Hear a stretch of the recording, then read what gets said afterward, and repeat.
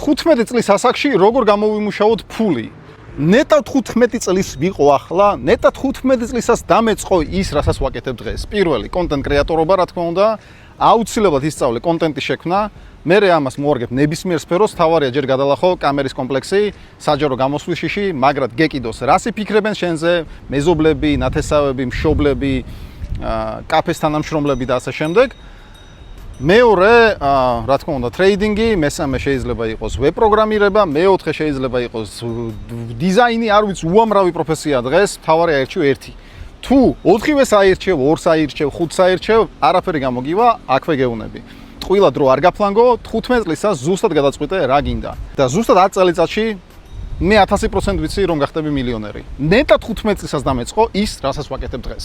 პირველი, რა თქმა უნდა, ეს არის კონტენტ კრეატორობა. უნარი იმისა, რომ მოიზიდო ადამიანის ყურადღება ვიდეოების მეშვეობით. თუ რა თქმა უნდა, ამის შესწავლა გაინტერესებს, აქ ვართ, მაგრამ 21 წლამდე მაინც ვერავის ვეხმარებით. იმიტომ რომ ესე გადავწყვიტეთ, ეს არის ეთიკის წესები.